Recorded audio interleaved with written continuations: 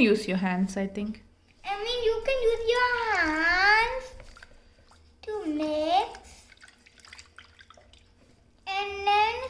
And then the next thing that we do, we pour a little bit oil.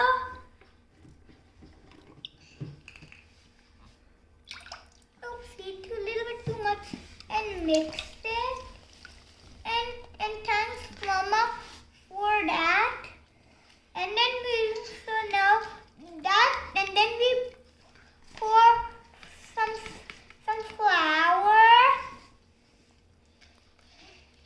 Wow, show me swell. A little bit more. More. When you mix it. And then we pour more and then mix it so much until it gets sticky.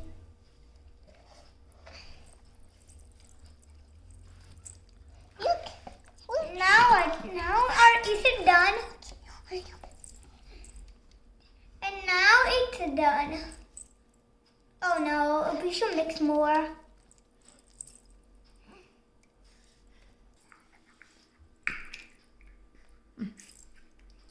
Hi everyone, I made a mistake. That's because we put too much